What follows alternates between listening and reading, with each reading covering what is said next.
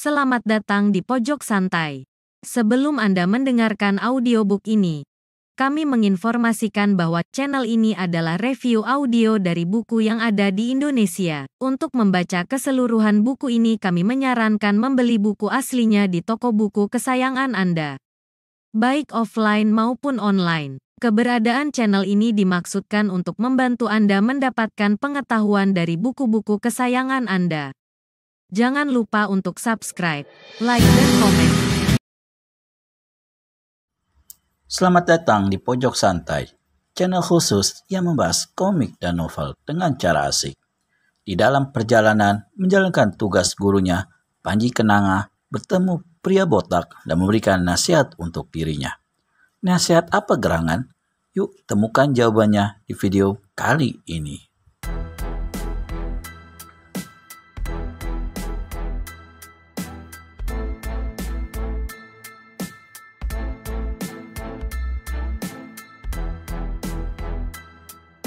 Pemuda ini melangkah terus. Tepat pada langkah yang ke-40, kedua kakinya laksana dipantai ke tanah. Mukanya berubah. Untuk seketika, dia tidak dapat bergerak seperti patung. "Widura!" serunya sesaat, kemudian lalu menghambur ke muka. Di tepi jalan, tergelimpang sesosok tubuh berpakaian biru. Muka dan bagian tubuhnya yang tidak tertutup pakaian kelihatan pucat sekali laksana kain kafan. Di sampingnya, di atas tanah, tampak noda-noda hitam. Ini adalah darah yang telah membeku. Dan sosok tubuh itu adalah Widura yang telah jadi mayat. Panji Kenanga berlutut di samping jenazah adik seperguruannya. Tubuhnya bergetar, rahangnya terkatup rapat-rapat menahan geram. Dia duduk di tanah memangku kepala Widura yang pucat tiada berdarah. Saat itulah dilihatnya urat nadi yang putus di bagian leher. Ini adalah aneh. Luka yang terlihat di leher itu jelas bukan luka akibat perkelahian.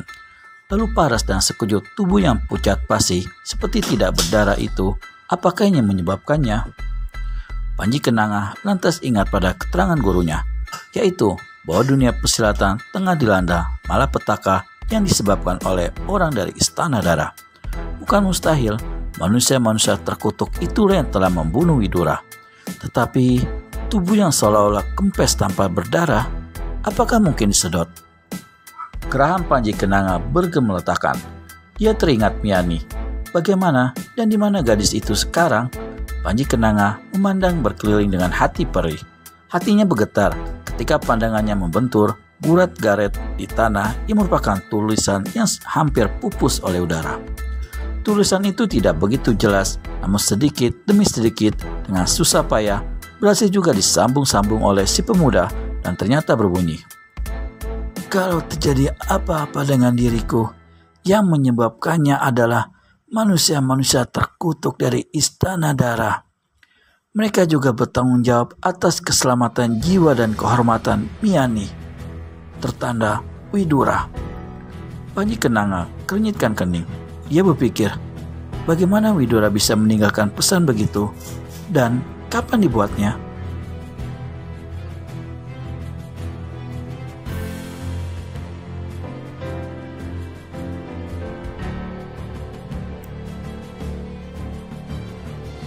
Atau mungkin dia sudah menduga ada bahaya terlebih dahulu hingga siang-siang telah membuat tulisan begitu rupa. Tentu saja semua pertanyaan itu tak bisa dijawab oleh Panji Kenanga. Dia hanya bisa menduga-duga. Sebenarnya, bagaimana dan kapankah Widura membuat tulisan di tanah yang berupa pesan itu? Pada waktu dia pertama kali dihajar oleh hulu balang darah ketujuh sehingga mental dari atas kuda dan terguling di tanah, Widura yang berotak cerdik segera memaklumi bahwa lawan-lawannya bukanlah orang sembarangan.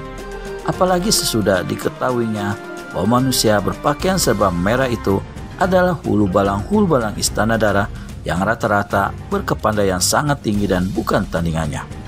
Yakin kalau dirinya tak bisa lolos dari bahaya maut, sedang untuk menyerah atau lari, dia tak mau melakukannya. Di samping itu, menyadari pula bahwa kedua hulu balang darah itu pasti akan menangkap Miani hidup-hidup. Maka selagi tertelungkup di tanah, dengan cepat diguratnya tulisan yang merupakan pesan itu dengan ujung jarinya yang dialiri tenaga dalam. Apa yang dikerjakan oleh Widura sama sekali tidak terlihat oleh Hulu Balang Darah ketujuh, karena saat itu Hulu Balang Darah ketujuh tengah sibuk menghadapi serangan pedang Miani. Tepat seperti apa yang diduga oleh guru, kata Panji Kenanga dalam hati. Walau bagaimanapun, aku tak akan berpangku tangan. Sekalipun menyambung nyawa ke lautan api, hutang nyawa ini harus kubalaskan. Apalagi Miani pasti berada di tangan Durjana itu. Panji Kenanga berdiri di dukungan jenazah adik seperguruannya dan diletakkannya di bawah satu pohon yang rindang. Di bagian lain dari pohon dengan sebisa-bisanya dia mulai menggali sebuah lubang. Lalu jenazah Widura dikuburkannya ke dalam lubang itu. Setelah ditimbun dengan tanah, makam itu ditutupnya dengan batu-batu agar tidak dikorek oleh binatang buas. Setelah merenung sejenak di hadapan makam adik seperguruannya itu, Panji Kenanga lalu melangkah ke tempat angin salju tegak menunggu.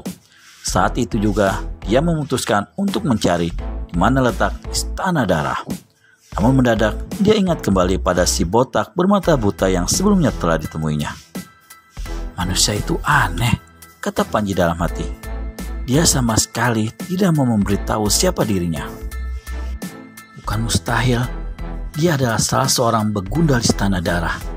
Aku harus meyakinkan dulu siapa dia sebenarnya. Berpikir sampai di situ, Panji lantas memutar kudanya. Ketika dia kembali ke tempat di mana sebelumnya dia bertemu dengan orang aneh berkepala botak itu, didapatinya manusia ini masih duduk di bawah pohon dan tidur mendengkur. Kepingan 10 uang emas masih bertempalan rapi di kepalanya. "Bapak, bangunlah," kata Panji dengan suara keras. Dia berseru sampai beberapa kali, tapi orang itu masih saja tertidur lelap. Panji jadi penasaran, tapi apa yang harus dilakukannya? Jika nyata-nyata dia tahu si botak ini udah kaki tangan Istana Darah, tentu dia tak perlu repot-repot pakai membangunkan segala, langsung menghajarnya. Namun karena dia belum punya bukti-bukti, maka dia tak mau kesalahan turun tangan. Akhirnya dengan mangkel, Panji Kenanga duduk di bawah sebatang pohon yang berhadapan-hadapan dengan si botak. Ketika matahari sudah jauh condong ke barat, si botak masih juga belum bangun. Bahkan ketika matahari masih ke ufuk tenggelamnya di sebelah barat dan hari mulai gelap, si botak masih saja terus ngorok. "Ih, tak mungkin kutunggu lebih lama," kata Panji Kenanga. "Dia harus dibangunkan dengan tangan atau dengan kaki." Si pemuda melangkah mendekati si botak yang mendengkur di bawah pohon. Tangannya diulurkan untuk menepuk bahu orang itu. Namun sebelum tangannya menyentuh tubuh si botak, satu bentakan menggeledek di seantero tempat itu. "Ini dia yang ku cari-cari." Bentakan itu disusul dengan berkelebatnya satu bayangan tubuh manusia. Panji Kenanga kaget bukan main dan cepat berpaling. Di hadapan Panji Kenanga saat itu berdiri seorang lelaki berbadan gemuk seperti bola. Rambut dan wajahnya dicat dengan cairan berwarna biru. Kedua tangannya sebatas siku juga berwarna biru. Manusia ini memandang buas pada si botak yang saat itu masih asik tidur pulas. Lalu dia memalingkan kepala pada Panji Kenanga. Dari mulutnya terdengar suara macam harimau menggereng. "Kau tentukan beratnya si botak mata buta ini." Dan perat orang bermuka biru seraya melangkah mendekati Panji Kenanga dengan kedua tangan terpentang. Aku tidak ada sangkut paut apa-apa dengan dia." "Kenapun tidak? Kau sendiri siapa?" bertanya Panji Kenanga. Si gendut tidak pedulikan pertanyaan Panji, malah menjawab, "Kebenaran ucapanmu akan kuselidiki kemudian. Jika ternyata kau masih punya hubungan dengan si gundul itu, kelak kau juga bakal menerima bagian. Sekarang minggirlah." Siapakah pria gendut itu dan akan membuat apakah pada pria botak yang ada di sana? Temukan jawabannya di video selanjutnya hanya di channel Pojok Santai.